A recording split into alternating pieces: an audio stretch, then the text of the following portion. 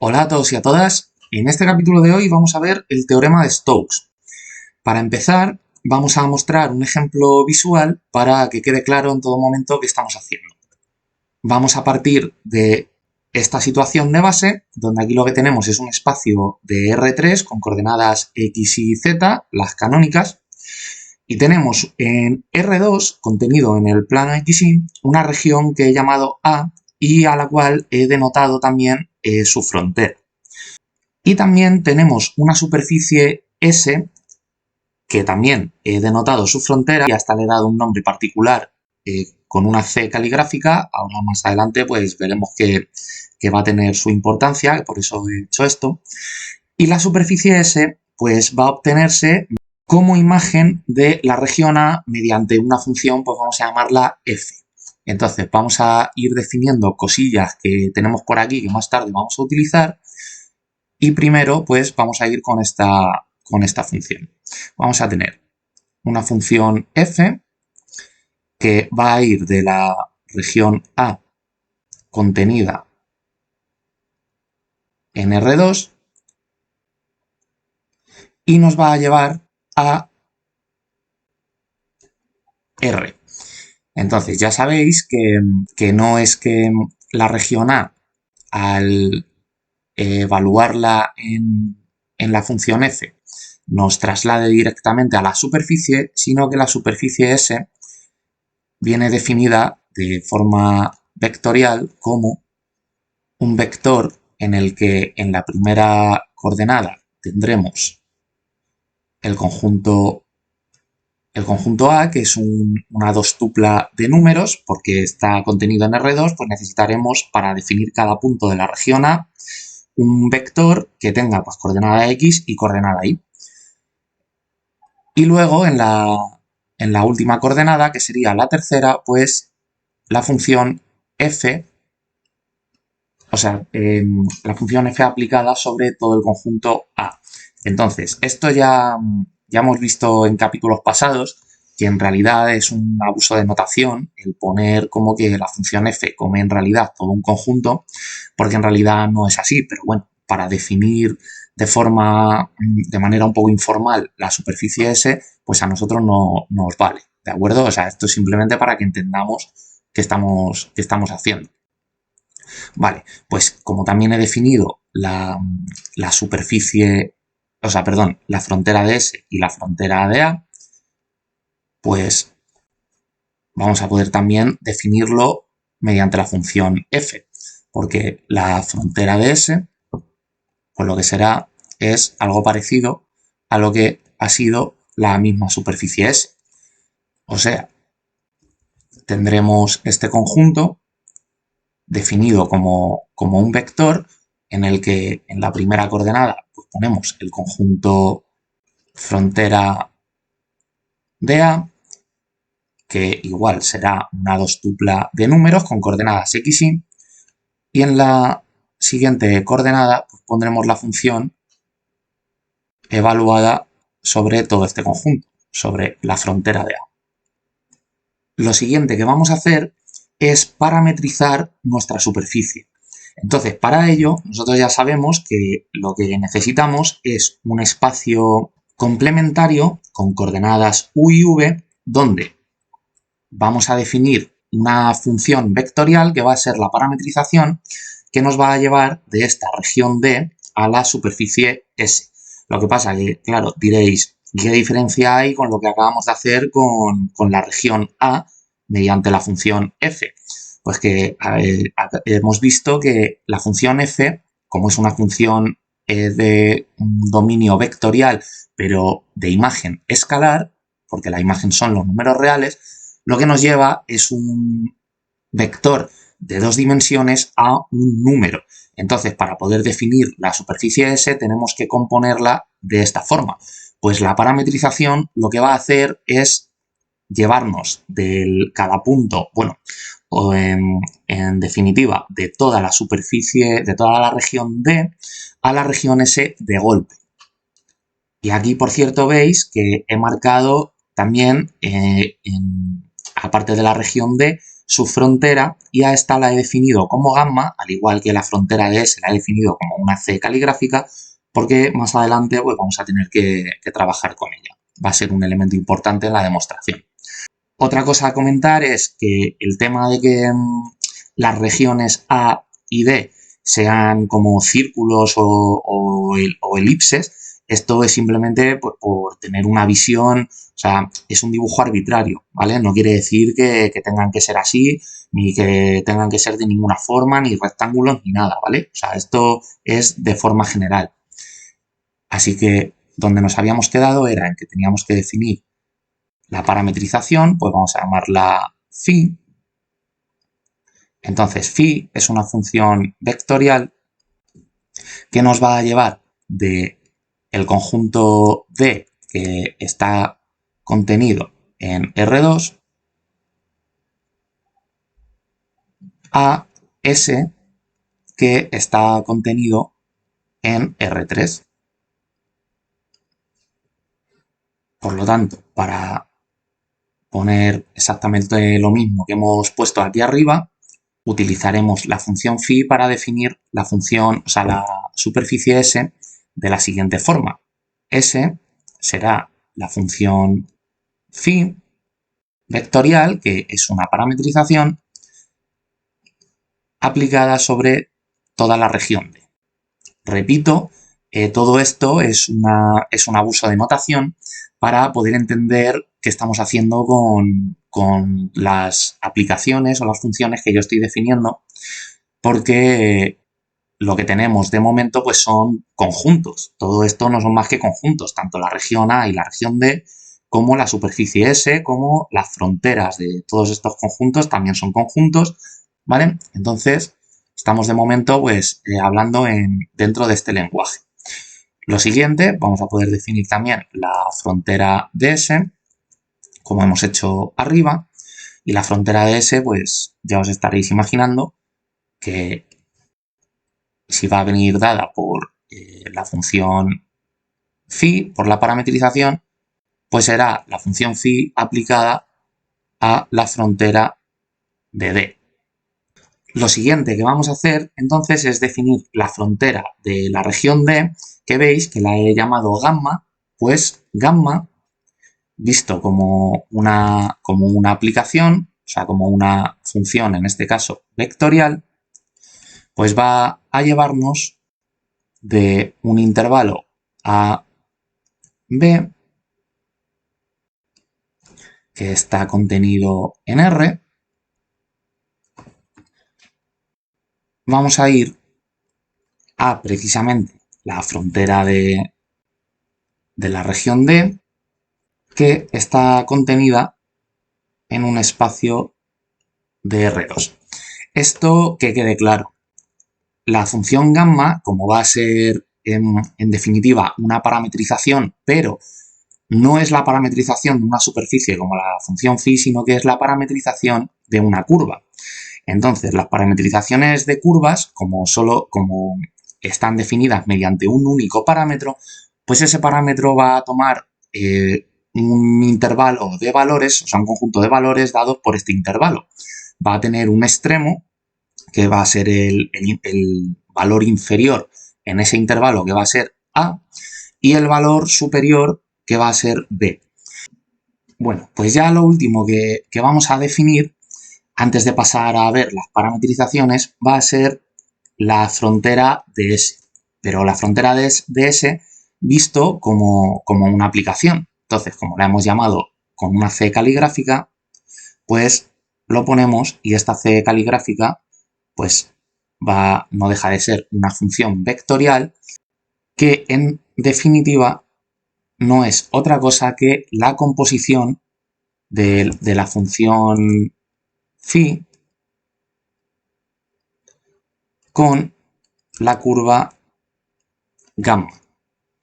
Y esto se ve muy fácil porque si hemos dicho que con la función phi vamos de cada punto de la región D a cada punto de la superficie S de un tirón, no como con la función f, que teníamos que hacer componer vectores de esta forma para definir los conjuntos, con la parametrización vamos directamente, pues si le damos de comer a la función phi única y exclusivamente los puntos de la frontera de la región D, pues nos llevarán también a una serie de puntos que van a ser la frontera de S.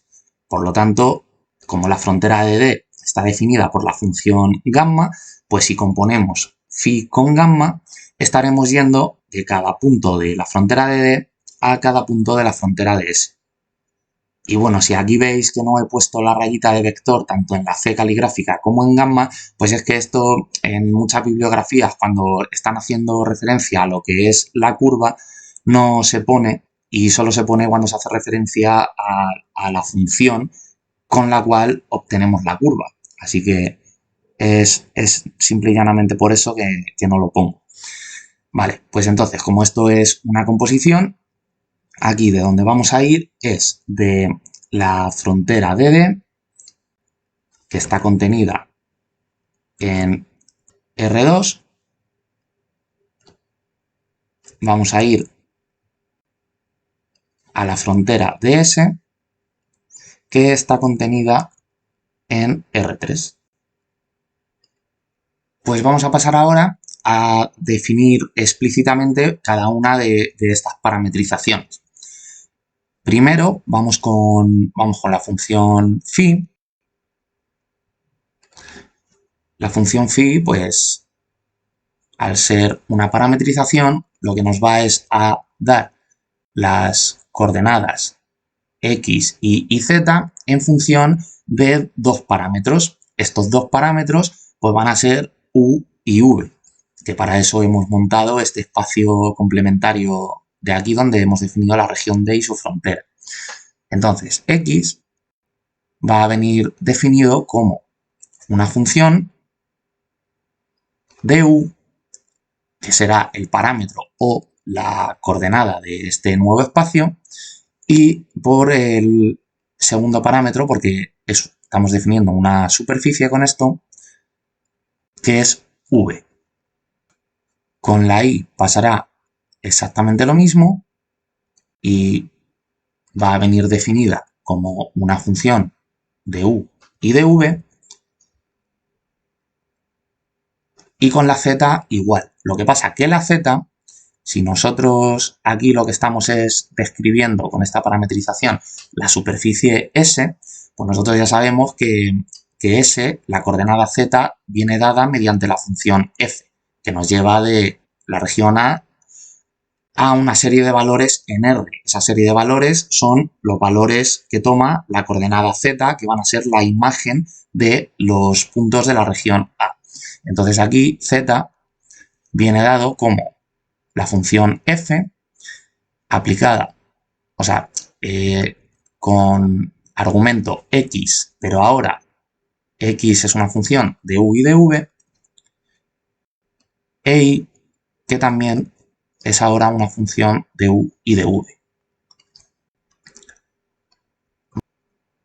Pues lo que vamos a hacer es compactar toda esta información diciendo que, pues, phi, que es la parametrización, es una función de u y de v, y esta función pues no es más que un vector de tres coordenadas, x, y z, donde x es una función de u y v, y es una función de u y v, y z lo mismo. Lo que pasa es que z está compuesto pues de esta forma, ¿vale? Porque z viene dado por la función f. Esta forma de aquí la vais a ver muchas veces y en muchas bibliografías, y es pues simplemente una manera de compactar toda la información que hay en una parametrización para no poner todo este rollo aquí con el paréntesis y tal que ocupa tanto. Y no deja de ser una forma de decir que pues phi, que representa la parametrización, es un vector que simplemente señala a cada punto de la superficie S. Bueno, pues lo siguiente va a ser ver la función, o sea, parametrizar la curva gamma, que es la frontera de D.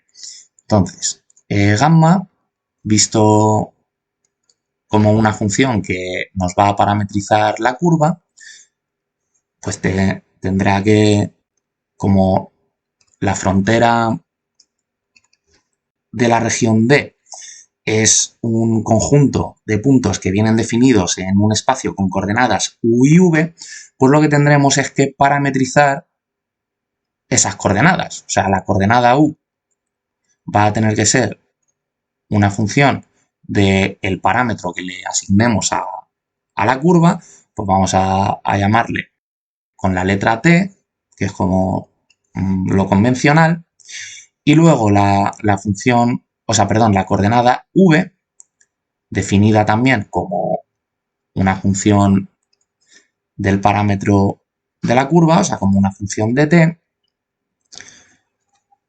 pues esto lo que será es, al igual que pasaba aquí con la coordenada z y con que venía primero como la imagen de los puntos x, y mediante la función f, pues en este espacio los puntos de la curva gamma, de la frontera de D, la coordenada v tiene que venir como función de la coordenada u, al igual que pasa en un espacio x, y cuando definimos una curva, por ejemplo, una parábola, que decimos que la y es una función de x que es x al cuadrado. Pues esto es igual, pues aquí, pues como ya hemos usado la letra f, pues vamos a decir que la curva gamma viene como una función que es g de u, lo que pasa que como u lo hemos parametrizado en t, pues esto es g de u de t. Vale, entonces, igual que hemos hecho con phi, hay una forma de compactificar todo esto, que es decir que gamma es una función de t que nos devuelve un vector de dos coordenadas, o sea, cada vez que nosotros le damos un valor t a la función gamma, nos devuelve un punto de la curva que es la frontera de D. O sea, nos devuelve una dostupla de números que son u y v, que son las coordenadas de donde está definida esta curva del espacio. Y ya por último, nos queda definir la parametrización de la curva frontera de S mediante la función vectorial c caligráfica. Entonces, esto pues va a ser muy parecido. Definiremos esta función como la curva frontera de S vive en un espacio de R3, pues tendremos que parametrizar tres coordenadas. Tendremos la coordenada X, lo que pasa que daos cuenta que como aquí hemos compuesto dos funciones, phi con gamma, pues lo que vamos a tener es que ahora X es una función de U y de V, lo que pasa que U y V pues ahora tienen que depender del parámetro que depende la curva gamma, o sea, de t. Vamos a tener que U va a ser, o sea, X va a ser una función de U que a su vez depende de t. Y luego vamos a tener la V que también va a depender a su vez de t. Y ya tenemos parametrizado los valores en X de la curva frontera de S. Vale, pues con la Y vamos a hacer exactamente lo mismo. La Y va a venir definida de esta forma de aquí, así que hago un copia-pega.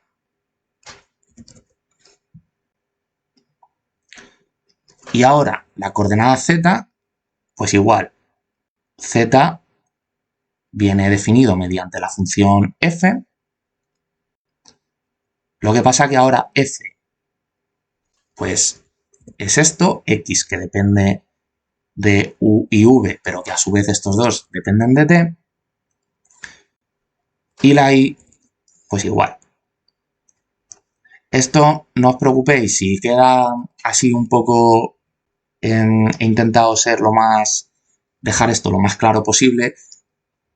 Imagino que si estáis viendo este vídeo, pues también esto estáis hartos de verlo y tampoco supone un problema. Si no, pues podéis ver el capítulo de parametrización de funciones donde me detengo más tiempo a explicar toda esta serie de cosas.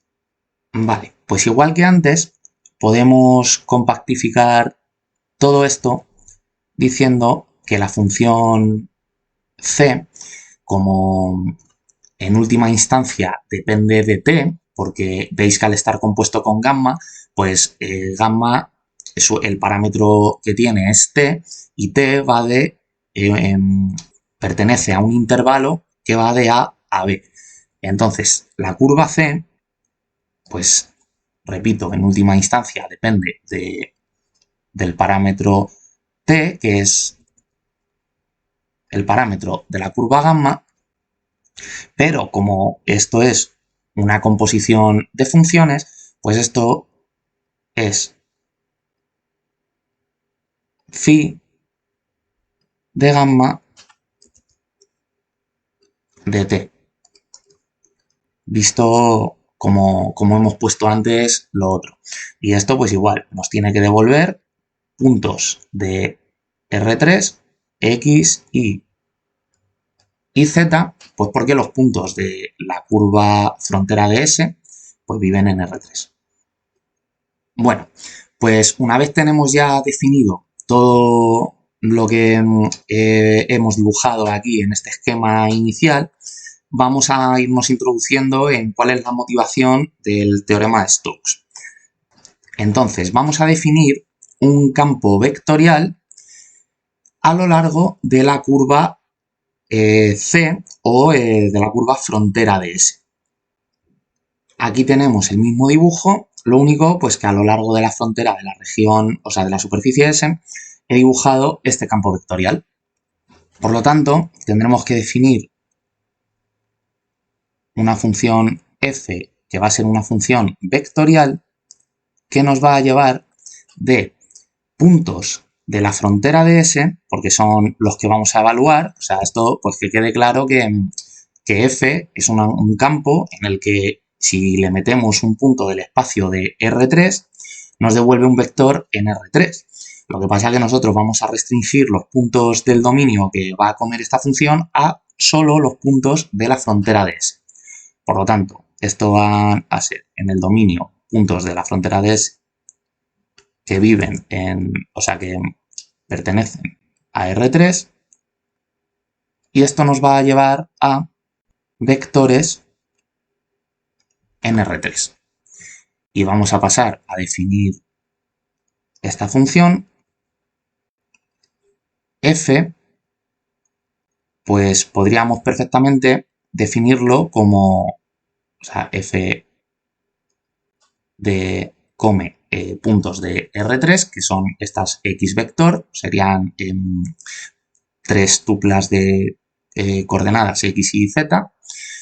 Entonces, esto podríamos decir pues que es Fx, Fi y Fz, pero en las demostraciones de este teorema se sustituyen esta forma de llamar a las coordenadas del vector f por las funciones que vamos a utilizar, que va a ser, para la primera coordenada, va a ser una función p que dependerá de cada punto del espacio. Ya sabéis que una función vectorial no deja de ser un número de funciones escalares que es igual al espacio de salida. Pues tendremos una función p para la primera coordenada, una función q para la segunda coordenada y una función r para la tercera coordenada de este vector. Bueno, pues ya tenemos todos los ingredientes para comenzar la demostración. Dejadme que coloque un poco por aquí las parametrizaciones un poco apretujadas y que prescinda del espacio con coordenadas u y v que nos muestra la región D, que en caso de que lo vuelva a necesitar, pues lo vuelvo a poner, pero para dejarme aquí como un pequeño espacio de trabajo. Vale, pues como decía, vamos a comenzar con la motivación de que nosotros lo que vamos a querer calcular va a ser la integral de línea a lo largo de una curva cerrada, pero ¿de qué curva cerrada? Pues de la frontera de S. Entonces, esta integral del campo vectorial f por un diferencial de longitud de la curva desarrollar esto es lo que nos va a llevar al teorema de Stokes. Bueno, pues aquí ya sabéis que lo que primero tenemos que hacer pues es convertir nuestra integral de línea en una integral convencional de una única variable. Lo que pasa que también es verdad que en capítulos pasados hemos visto que las integrales de línea sobre curvas cerradas teníamos que separar en varias curvas nuestra curva original, como mínimo en dos, hasta que logremos definir una serie de ellas con las cuales al pegarlas a trozos pues compongamos nuestra curva original, pero aquí no nos va a hacer falta hacer eso porque hemos definido la curva gamma pues en su forma paramétrica de una sola vez. Así que bueno, aquí lo que vamos a tener que hacer es, pues ya os he dicho, componer f con la curva c que depende de t, con el ánimo de dejar esta integral que es de línea, pues como una integral de un único parámetro. Entonces, ahora tenemos que multiplicar escalarmente por la derivada de la parametrización de la curva c, que puede también depender de t, y esto por un diferencial de t. Entonces, como hemos dejado la integral dependiendo única y exclusivamente de t, pues entonces t sabemos que va de a a b. Por lo tanto, los límites de la integral serán a y b. Bueno, pues en el siguiente paso tenemos la integral curvilínea de a b, o sea, bueno, la integral de línea a lo largo de una curva cerrada. Y lo que vamos a hacer, pues es, como nosotros ya sabemos que la curva c es la composición de phi con gamma, pues vamos a ponerlo de forma explícita. Nosotros tendremos que f compuesto con phi y a su vez compuesto con gamma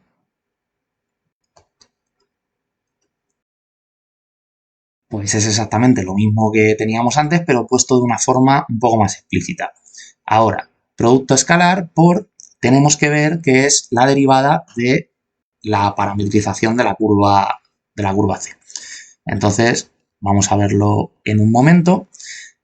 Al tener este puntito aquí, significa que estamos derivando la curva C respecto al parámetro del que depende, que en última instancia es t. Pero como la curva c pues, es esta composición, pues esto es la derivada respecto a t de phi compuesto con gamma que depende de t. Vale. Pero phi, antes que depender de t por la composición con gamma, depende de u y de v. Por lo tanto, tenemos que aplicar la regla de la cadena y al derivar respecto de t, pues lo que tendremos es, primero, la derivada parcial de phi respecto a u, que es la primera coordenada, aplicamos la regla de la cadena, derivada total de u respecto de t. Y luego, como phi también depende de otra coordenada, pues tenemos que hacer también derivada parcial de phi respecto de v por la derivada total de v respecto de t. Así que esto es lo que vamos a poner aquí a continuación. Abrimos un paréntesis grande, tendremos derivada parcial de phi respecto a u, pero phi está compuesto con gamma, que gamma depende de t, ¿vale? Y multiplicado por la coordenada u derivada respecto al tiempo, o sea, eso lo vamos a poner como u punto y u pues depende de t. Y luego pues tendremos que poner lo otro, derivada de phi parcial respecto a la siguiente coordenada de la que depende, o sea, a v compuesto con gamma que depende de t, multiplicado por la coordenada v derivada respecto a lo que depende, que es de t. Entonces, permitidme que, como me estoy quedando un poco sin espacio, me traiga todo esto un poco para la izquierda. Vale, ahora ya sí, cerramos aquí el paréntesis y teníamos esto multiplicado por diferencial de t. Pues el siguiente paso va a ser muy sencillito. Simplemente lo que vamos a hacer es distribuir el producto escalar de la función f con esta suma de aquí. Así que directamente voy a hacer un copia-pega, voy a abrir unos corchetes, eso sí. Entonces vamos a tener f, producto escalar, con esta primera parte de aquí, más f otra vez con el otro producto, con el otro sumando. El otro sumando es este de aquí. Parcial de phi respecto a v por esto. Vale. Ahora cerramos corchete y todo esto pues va multiplicado por diferencial de t. Ahora, ¿qué vamos a hacer en el siguiente paso? Bueno, pues veis que como u punto y v punto pues son las coordenadas de un vector que señala a los puntos de la curva gamma, porque aquí lo tenemos en la parametrización, pues podemos interpretar como que aquí hemos hecho previamente un producto escalar de esto de aquí y esto de aquí por un vector con coordenadas u punto y v punto. Así que vamos a aplicar la propiedad distributiva al revés, vamos a sacar factor común a este vector, al u punto v punto, y entonces estos otros términos que he subrayado en amarillo, pues serán también las coordenadas de otro vector. Así que vamos a apartar un momentito por aquí el diferencial de t. Esto va a ir multiplicado escalarmente por un vector con coordenadas u punto de t, v punto de t. Entonces borramos estas de aquí y voy a pegarlo todo un poquito y pongo el diferencial de t aquí detrás. Vale, y muy importante señalar que entonces el signo más que había ahora ya no está, o sea, porque se ha convertido esto en un vector, ¿de acuerdo? Es cuando al aplicar este producto escalar quitamos el vector porque nos tiene que dar un número y poníamos aquí el más que había, ¿vale? Pues aquí va a ser importante hacer la siguiente observación, que es este producto escalar de aquí es un producto escalar que está definido en R3, porque daos cuenta que las coordenadas de f, o sea, f es un campo vectorial definido en R3, va de hecho de R3 a R3, y la parametrización phi, pues igual son puntos con tres coordenadas, x, y y z, por lo tanto, esto es un producto escalar en R3. Este de aquí, exactamente igual. Este es un producto escalar en R3, pero este de aquí, este es un producto escalar en R2, porque aquí tenemos un vector de dos coordenadas y aquí todo esto es un vector también de dos coordenadas, ¿vale? Separados por esta coma cada uno. Así que lo que podemos ver es lo que os decía antes, que como u punto y v punto pues son las derivadas de las coordenadas de cada punto con el que definimos la curva gamma, pues esto de aquí con el diferencial de t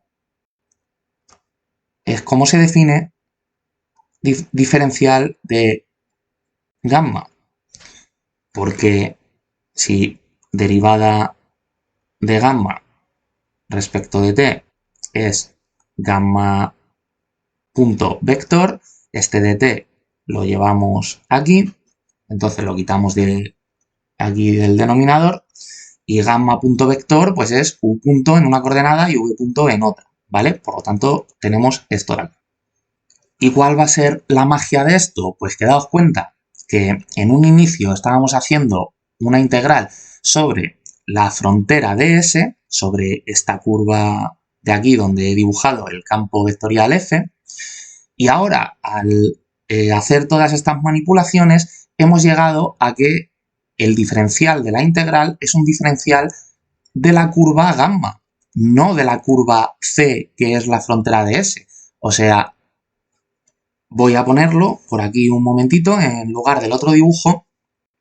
Lo que hemos hecho es irnos de una integral sobre la curva frontera de S a una integral sobre la curva gamma, que es la frontera de D. Por lo tanto, en el siguiente paso vamos, puesto que ya no necesitamos componer phi con gamma, porque vamos a retroceder un paso en lo que sería el desarrollo de una integral de línea, pero retrocedemos a otra curva distinta en la que en un inicio estábamos, ¿vale?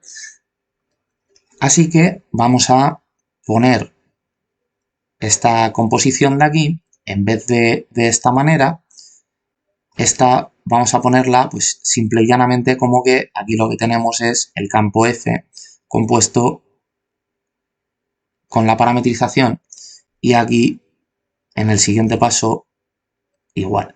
Esto es F compuesto con phi. Así que por aquí vamos a tener la integral sobre una curva cerrada. Lo que pasa que voy a quitarle ya estos límites de, abro corchete, la función f compuesta con la parametrización, producto escalar, derivada parcial de la parametrización respecto a u. La siguiente coordenada de este vector de dimensión 2 pues es exactamente lo mismo. La composición de f con la parametrización y la derivada, y multiplicado por la derivada de phi. Lo que pasa que en vez de ahora respecto a u, pues respecto a v. Y daos cuenta que ya no pongo que todo esto al principio, o sea, en el paso anterior dependía de t, porque ahora todo esto es la integral de línea de un vector de dimensión 2 formado por estas coordenadas, o sea, esto no es nada de lo que teníamos en un inicio, por un diferencial de la curva gamma. Así que si estamos haciendo la integral de curvilínea cerrada a lo largo de la curva gamma, pues la estamos haciendo sobre la frontera de la región D. Así que daos cuenta cómo hemos transformado la integral inicial de momento en esta otra integral. Entonces, permitidme que borre todos estos pasos previos, porque si no, no me va a caber. Volvemos al dibujo anterior, que luego más tarde pues, voy a tener que ponerlo, y os comento por dónde voy a continuar la demostración. Muy bien, pues aquí he puesto unos puntos suspensivos, como haciendo referencia a que entre medias de estos dos pasos hay más cálculos, que son los que he borrado. Y, como os decía, vamos a continuar.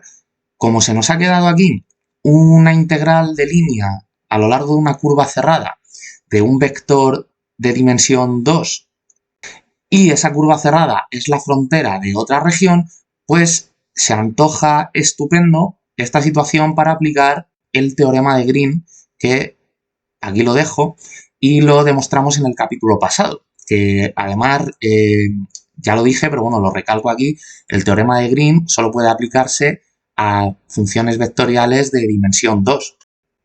Entonces aquí, para aplicar el teorema de Green, Pues vamos a abrirnos por aquí. Hago un copia-pega de la integral. Y aquí lo único que tendremos que tener en cuenta es que la región D, que es una región de R2 y plana, o sea, una región bidimensional, está definida en un espacio, en vez de con coordenadas x e y, en un espacio con coordenadas u y v. Por lo tanto, aquí al aplicar el teorema de Green, pues lo que tenemos es que hacer la derivada parcial respecto a la primera coordenada de ese espacio. Por lo tanto, la derivada parcial respecto a u de n, que si recordáis, n era la segunda coordenada del campo vectorial f. Pues la segunda coordenada de nuestro nuevo campo vectorial es esta de aquí. Así que hacemos esta derivada parcial sobre todo esto. Hago un copia-pega. Vale, ya tenemos la primera parte. Pues ahora le restamos la derivada de la segunda coordenada. Pues en este espacio la segunda coordenada es v. Abrimos un paréntesis y m era la primera coordenada del campo vectorial f. Por lo tanto, sería esta de aquí.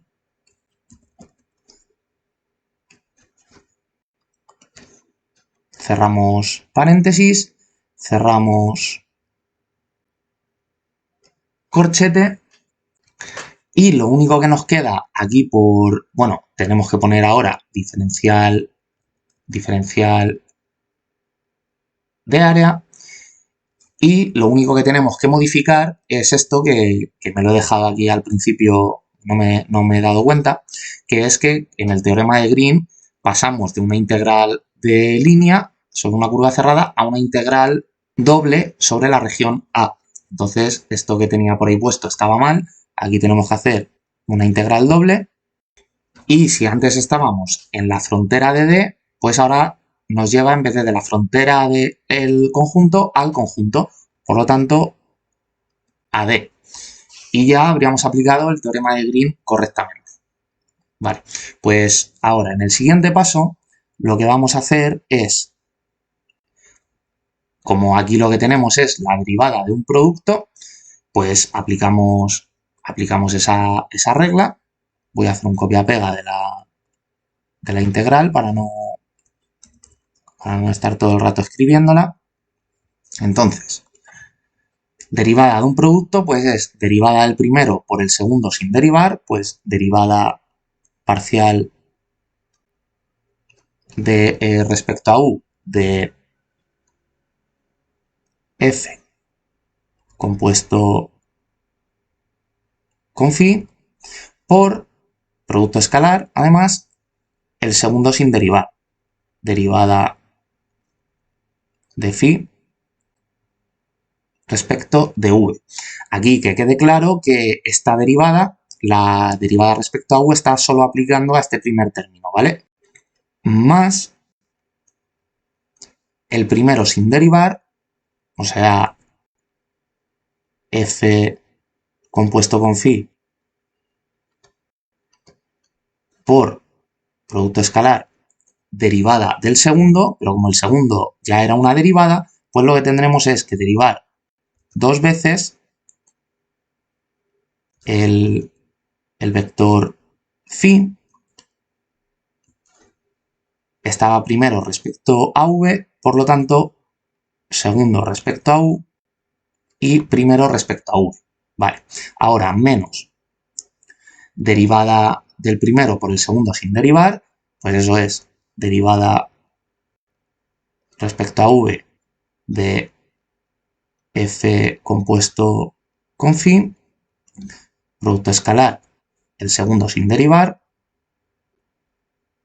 derivada de phi respecto a u, menos, porque, o sea, la derivada del producto aquí es un más, pero como está este menos, aplica a todo.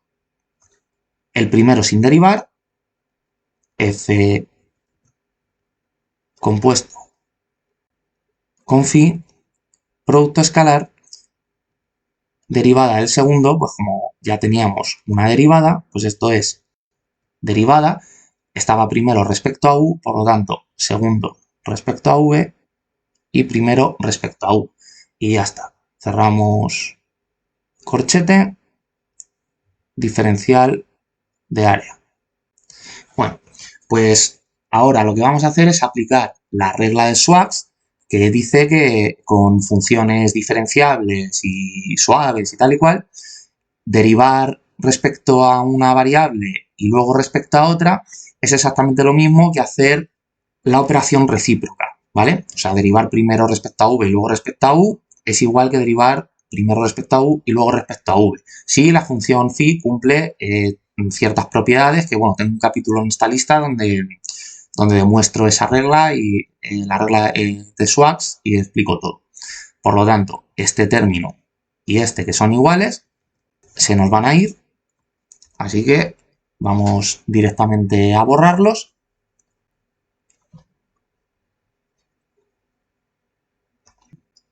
Ya se nos ha quedado un corchete que lo único que tenemos que hacer pues es operar estas derivadas con estas funciones compuestas.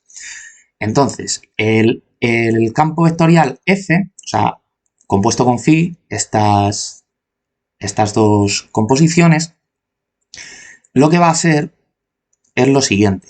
Voy a ponerlo por aquí en medio, como que esto que voy a escribir aplica a estos dos paréntesis porque son lo mismo. Entonces, f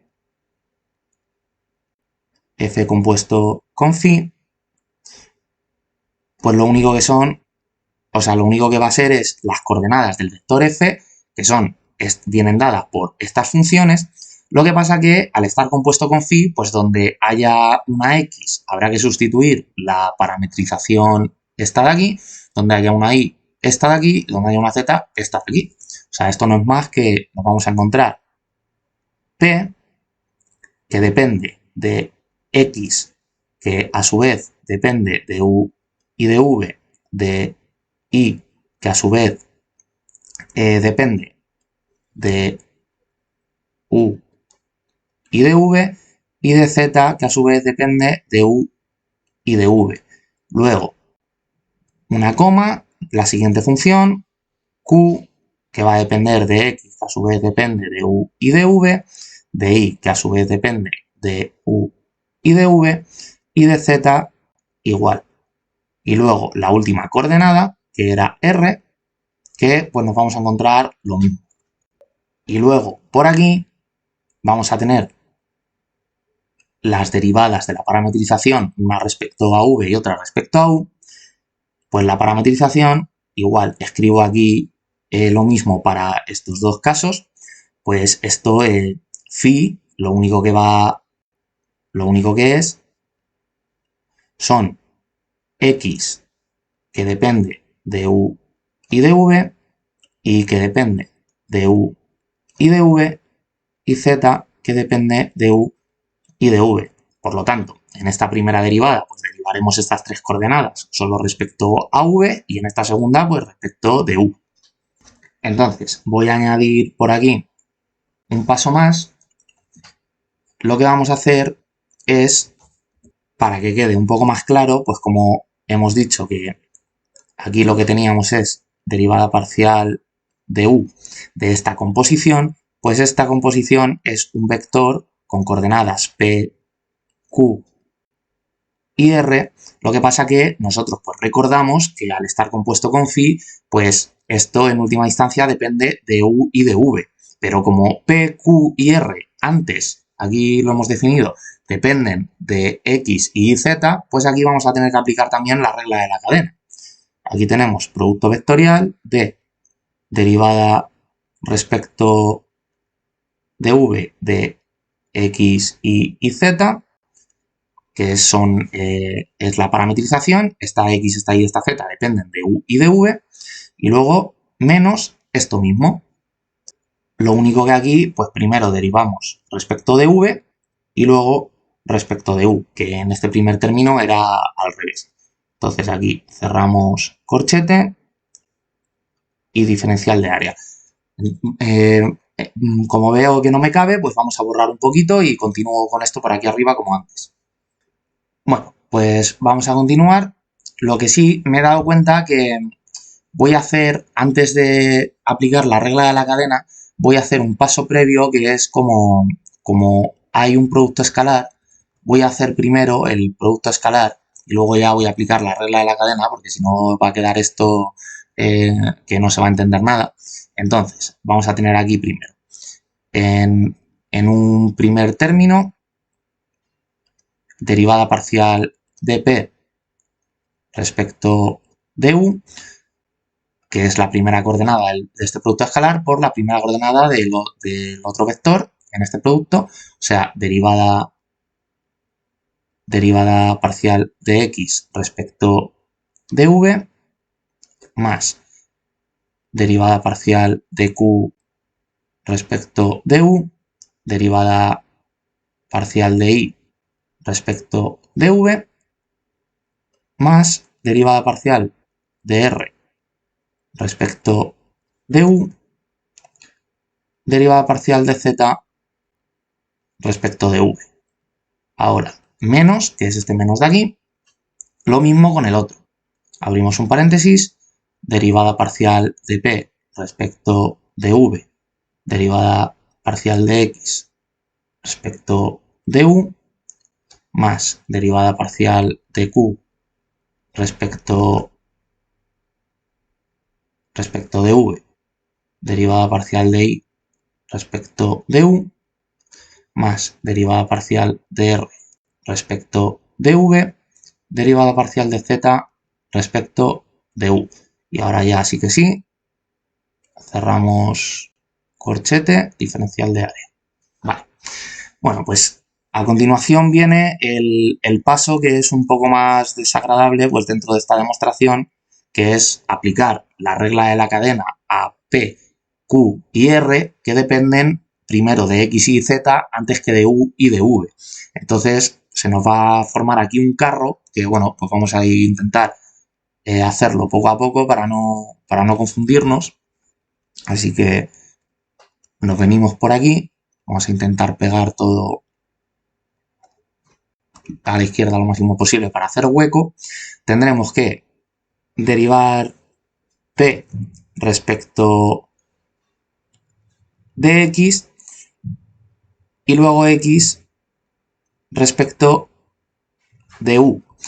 Pero como, o sea, aquí al aplicar la regla de la cadena, ahora tendríamos que sumarle a esto derivada de P respecto de I, derivada de I respecto de U, y luego con Z, pero como va multiplicando a toda este término derivada parcial de x respecto a v, pues voy a ponérselo ya directamente aquí, derivada parcial de x respecto a v.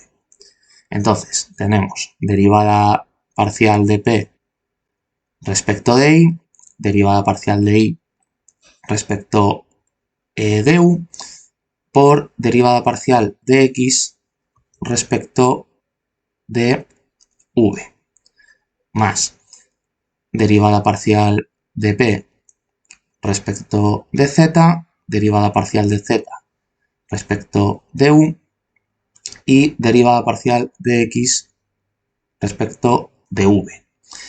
Y ahora con el segundo término, entonces, bueno, como veis, pues esto va a ser trabajo de pico y pala, pero pues bueno, vamos a intentar ir despacito para no equivocarnos. Derivada parcial de q respecto a x por derivada parcial de x respecto de u por derivada parcial de y respecto de v, que es este término de aquí que va a ir multiplicando a toda la regla de la cadena que hagamos con q, más derivada parcial de q respecto de y respecto de u y respecto de v, y más derivada parcial de q respecto de z, derivada parcial de z respecto de u, derivada parcial de y respecto de v. Nos queda el último término, derivada parcial de r respecto de x, derivada parcial de x respecto de u, y ahora derivada parcial de z respecto de v, que es lo que va a ir multiplicando a esta regla de la cadena. Derivada parcial de r respecto de i, derivada parcial de i respecto de u, derivada parcial de z respecto de v. Y ya vamos con el último término dentro del primer paréntesis, derivada parcial de r respecto de z, z respecto de u, z respecto de v. Muy bien. Cerramos paréntesis y ahora vamos con el menos de este otro término, que tenemos que hacer exactamente lo mismo, aplicar la regla de la cadena a las coordenadas del vector f.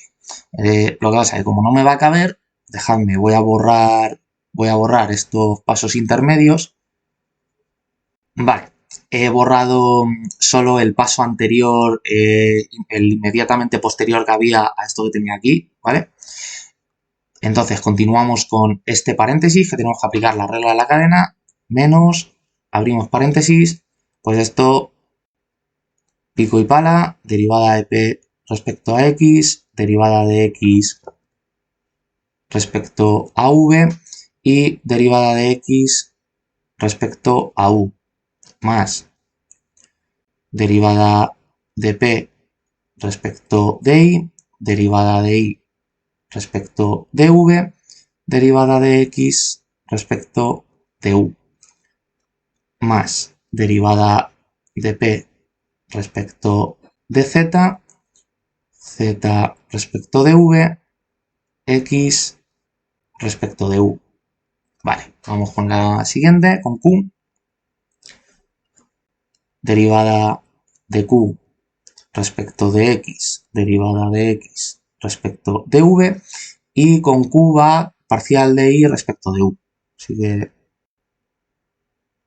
lo ponemos, más derivada de q respecto de i y respecto de v y respecto de u,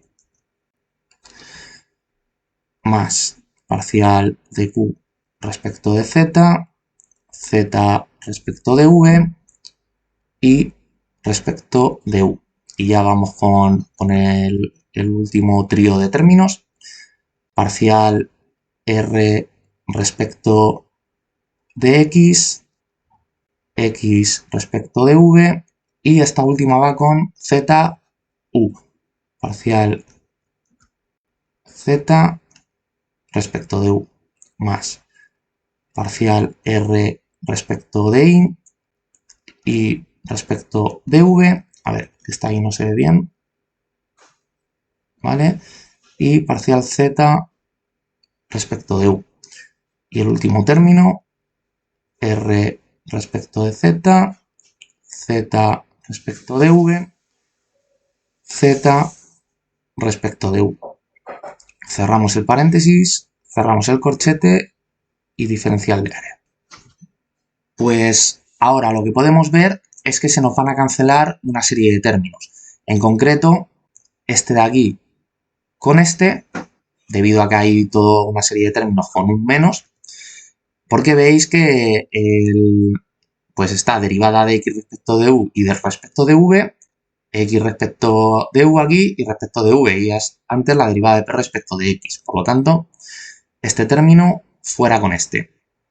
Luego vamos a tener otro término que se nos va a cancelar, que va a ser este de aquí con, a ver dónde está, aquí, con este.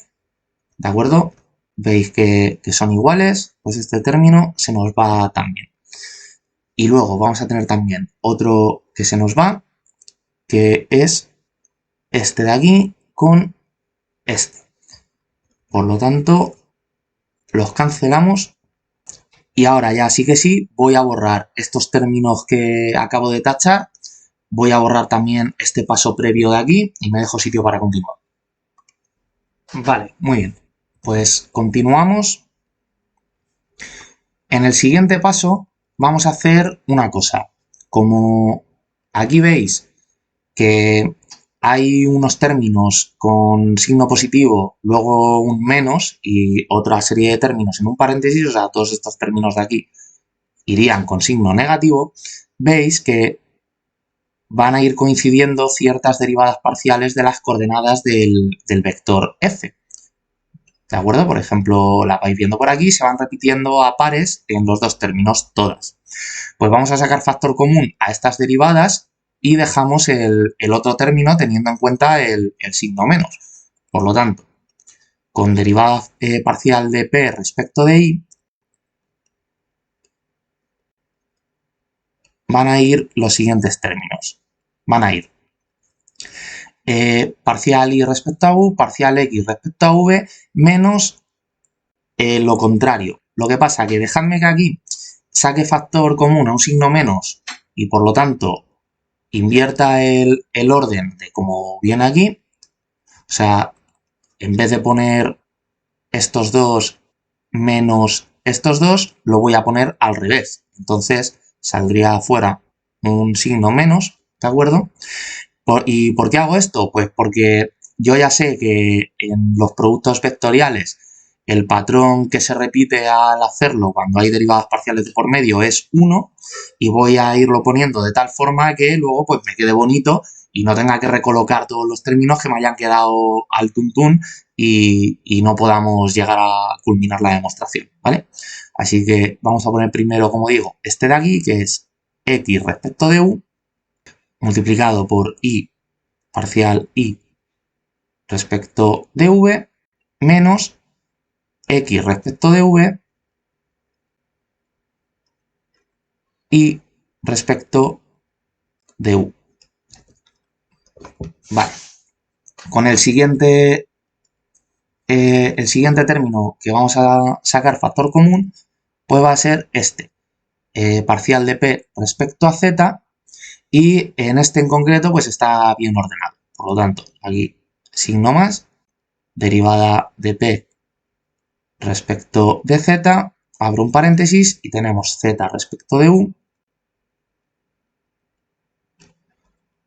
x respecto de v, y aquí, este signo menos que no se nos olvide, pues tenemos zv xu menos zv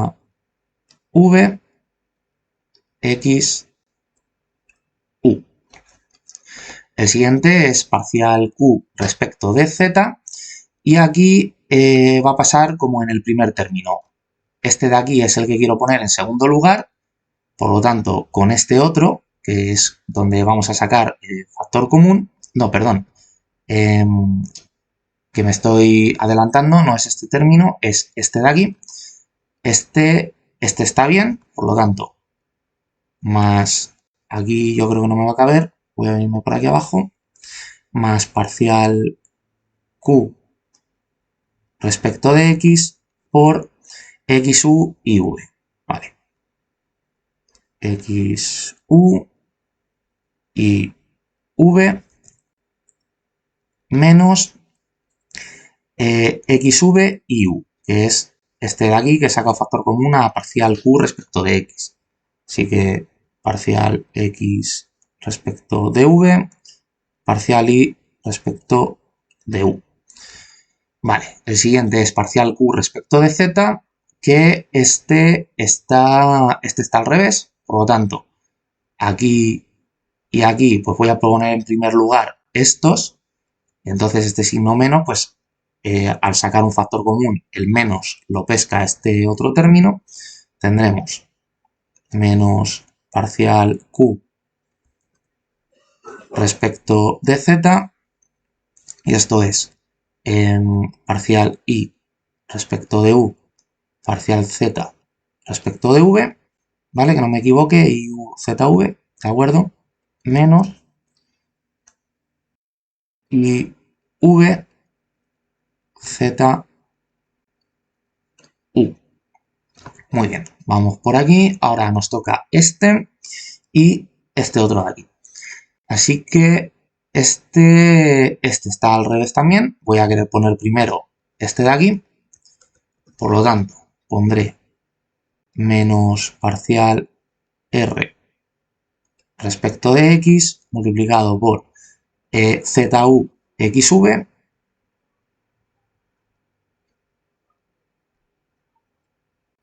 menos ZV XU. De acuerdo. Y ya solo nos queda, pues yo creo que este último término de aquí, que va a ser este con este otro de aquí. O sea, sacamos factor común a parcial R respecto a I y en este está ordenado. O sea que tendremos parcial R respecto de I por I U Z V y este término pues no me va a caber, así que me vengo por aquí y voy a traerme todo esto. Teníamos IUZV menos IVZU. Vale, y ya pues hemos terminado con todos. Cerramos corchete, diferencial de área. Muy bien, he borrado y he colocado esto aquí en este siguiente paso. Entonces esto ya va tomando color porque lo que nos vamos a dar cuenta a continuación es que hay ciertos paréntesis de estos de aquí que van acompañando a las derivadas de las coordenadas de f que se van a ir repitiendo. Pues en concreto vamos a ver este que son las derivadas de x y de y, pues por ejemplo se repite aquí con este. Así que vamos a sacar factor común a estas derivadas parciales multiplicando al mismo término de este paréntesis. Entonces vamos a hacer un copia-pega de la integral. Aquí entonces se nos va a quedar pues en un paréntesis derivada de q respecto de x menos derivada de p respecto de y. Y multiplicado, pues, este paréntesis de aquí, que ya pues, directamente a un copia-pega. Vale. Otro término que se nos va a repetir, pues va a ser, pues por ejemplo, este paréntesis de aquí, que es z y x, pues se nos repite aquí. Por lo tanto, sacaremos estos dos términos. O sea, bueno, sacaremos factor común el paréntesis y quedará un paréntesis restando esos dos términos. Así que tendremos ¿cuáles serán? Este y este de aquí, ¿no? Vale. Parcial p respecto de z menos parcial r respecto de x. Y sacamos paréntesis, o sea, sacamos factor común, quiero decir, a este término. Vale.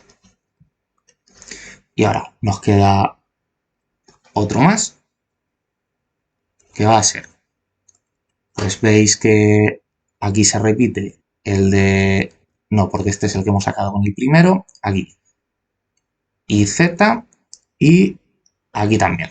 Por lo tanto, esta coordenada, o sea, perdón, este término y este otro, los agrupamos en un paréntesis, y esto nos va a dar parcial r respecto de y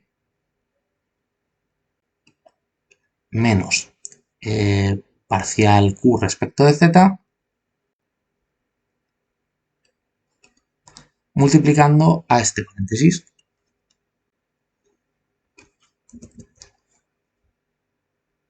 Vale. Cerramos corchete, diferencial de área. Y ahora vuelvo a borrar el término anterior, me dejo este y ya vamos a llegar a una parte interesante del teorema que nos queda muy poquito para acabar.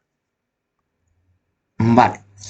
Entonces, una cosa, antes de continuar, dejadme que, para que quede esto en orden, voy a cambiar de posición estos tres términos, ¿vale? Voy a poner primero este de aquí, en primera posición, luego voy a poner este otro y, en tercer lugar, este. Muy bien, ya está esto colocado. Entonces, en el siguiente paso, lo que vamos a ver es que si estamos atentos y nos fijamos detenidamente en qué tenemos aquí, esto reproduce un producto mixto. Si entendemos como que vamos a tener un vector en 3 dimensiones formado por esta coordenada en primer lugar, luego esta y luego esta, multiplicado a un producto vectorial. ¿Por qué? Pues porque si no estáis acostumbrados, pues no vais a entenderlo así, no vais a verlo tan rápido, pero cuando tenemos cosas de este tipo, que veis que se van alternando las derivadas, se van restando y tal, pues esto, para quien está experimentado, esto huele a producto vectorial muchísimo, y de hecho lo es. Así que esto de aquí, como digo, va a reproducir un producto mixto que va a ser el siguiente. Vamos a abrir aquí unas barras de determinante, pues el primer vector va a ir colocado en la primera fila y va a tener estas coordenadas. Esta primero, esta de aquí en segundo lugar y luego esta última.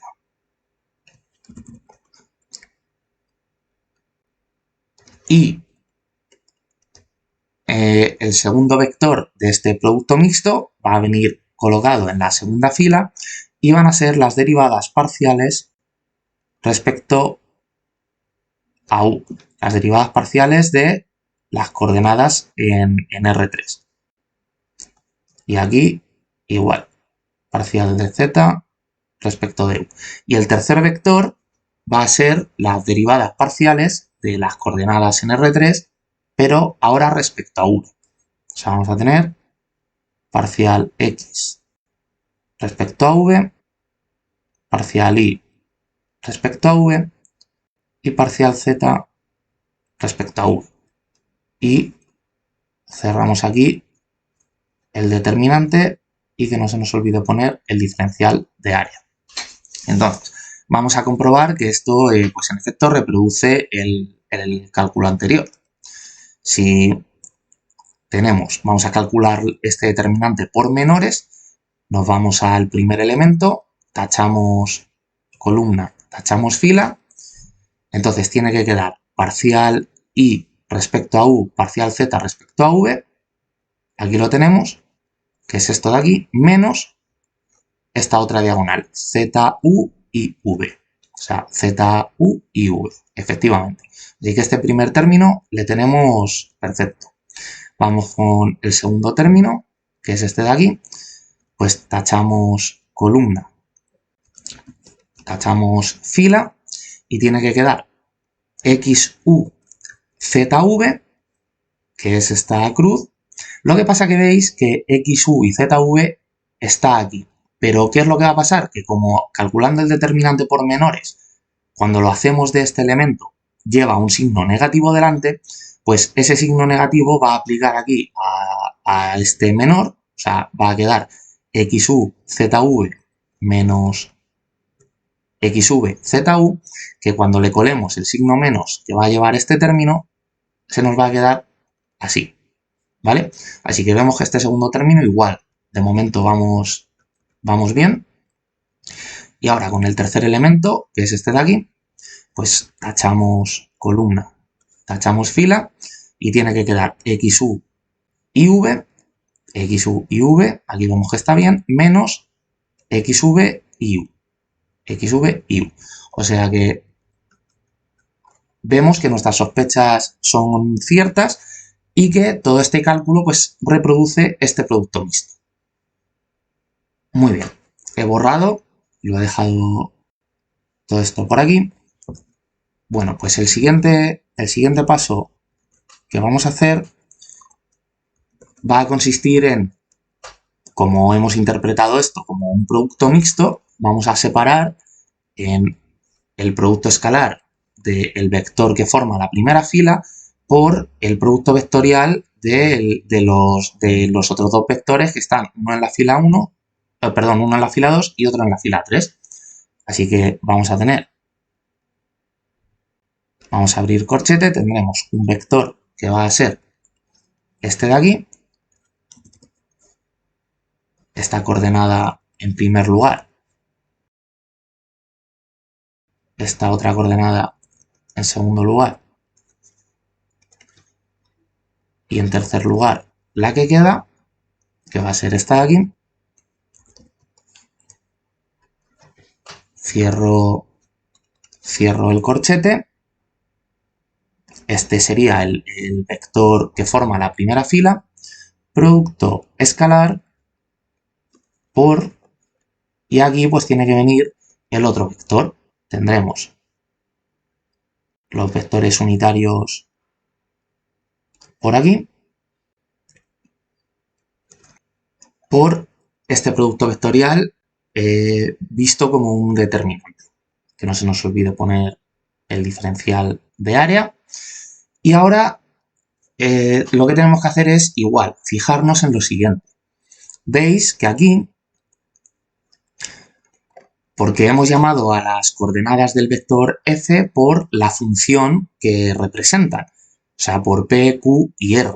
Pero fijaos que esta r pues no deja de ser la coordenada z y esta q no deja de ser la coordenada y, p es la coordenada x, r la coordenada z y q la coordenada y, p la coordenada x.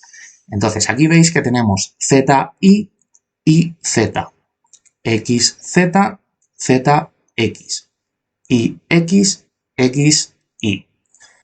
Y encima, en la coordenada en la que están, las operaciones no involucran, pues por ejemplo, en esta primera a la x, en esta segunda a la y y en esta tercera a la z. Por lo tanto, esto igual, huele muchísimo a que es un producto vectorial. Lo que pasa que es el producto vectorial no de dos vectores, sino de el operador nabla con el vector que tiene por coordenadas p, q y r, o sea, el vector f. Y a todo eso se le llama el rotacional. Entonces, a ver, voy a borrar el producto mixto, subo esto de aquí arriba y lo pongo. Vale, pues aquí lo que os comento es que vamos a tener este determinante que viene dado por, este determinante de este producto vectorial, que ya sabéis que el producto vectorial puede hacerse como un determinante. En la segunda fila, el operador nabla. Ya sabéis que el operador nabla es el triangulito que es un vector y tiene por coordenadas las derivadas parciales del espacio en el que estemos, pues en este caso en R3 es este operador. Y la tercera fila pues es las coordenadas del vector f. Entonces aquí igual pues vamos a ver rápidamente que este determinante reproduce este vector. Vamos a hacerlo por menores, pues en la componente x, que es esta de aquí, pues tachamos columna, tachamos fila y es parcial de r respecto a y menos parcial de q respecto a z. Vale, perfecto. En la segunda coordenada, que es esta de aquí, ya sabéis que aquí habría que poner un signo menos al hacer el determinante por menores. Tachamos columna, tachamos fila, queda parcial de r respecto a x menos parcial p respecto a z. Veis que aquí está al revés, le aplicamos este signo menos y da la vuelta y ya queda de esta forma. Y ya la última coordenada en z, que sería esta de aquí, pues tachamos columna, tachamos fila y tiene que ser parcial q respecto a x, aquí está, parcial p respecto a y, aquí está. Por lo tanto, este determinante, o sea, este producto vectorial, reproduce este vector. Vale, y ahora pues le añadimos el otro producto vectorial que ya teníamos. Y diferencial de área. Bueno, entonces ya estamos a punto de acabar.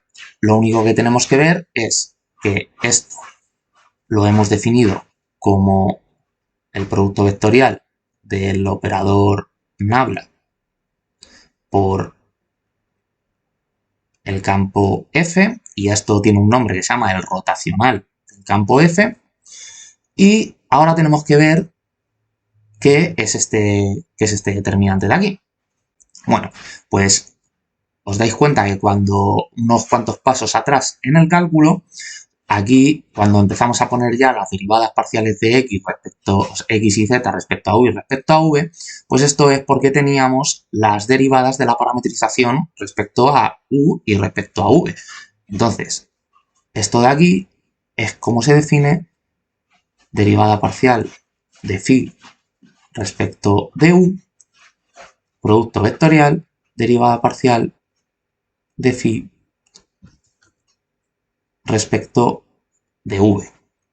Y este diferencial de área, pues como estamos en la región D, que era el otro dibujo que tenía, pues esa región tenía coordenadas u y v, pues este diferencial de área es diferencial de u, diferencial de v.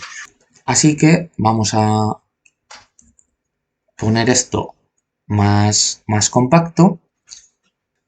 Tendremos entonces la integral doble sobre la región D de el operador nabla,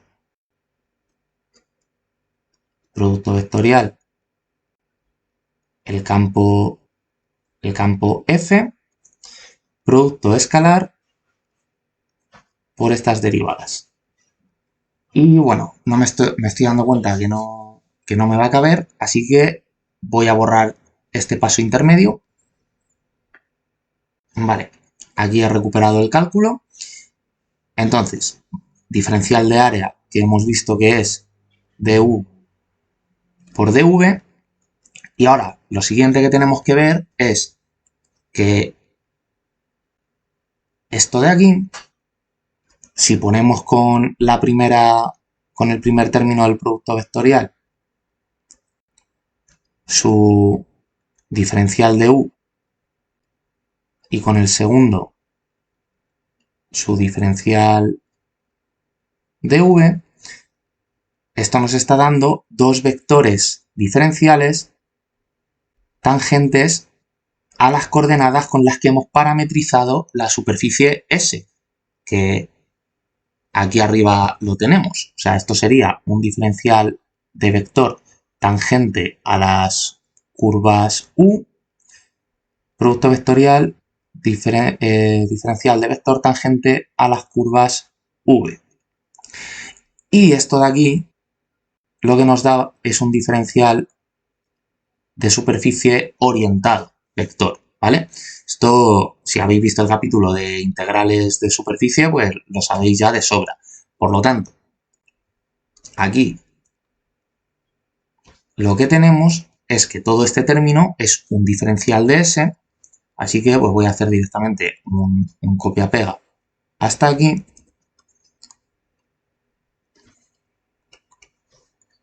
Y diferencial de ese vector. Entonces ya, borrando, ahora sí, todos los cálculos, a lo que hemos llegado es a la siguiente expresión, que es, bueno, claro, y aquí que no se me olvide que, pues ya como tenemos el ds, pues esta integral es una integral no doble, sino una integral de superficie sobre la región S. Hemos llegado a esta igualdad, que es cómo se define el teorema de Stokes. Entonces voy a dejarla pues por aquí y voy a poner el espacio con coordenadas u y v por si queréis repasar algún cálculo así de última hora que tengáis el dibujo. Y nada, pues ya está. O sea, hemos tardado y hemos pasado por alguna parte del teorema un poco pesada, pero aquí está la demostración del teorema de Stokes. Entonces, en el siguiente capítulo pues veremos ya el último teorema de integrales, que es el teorema de la divergencia o el teorema de Gauss. Y pues bueno, espero que os haya gustado y nos vemos en el siguiente capítulo.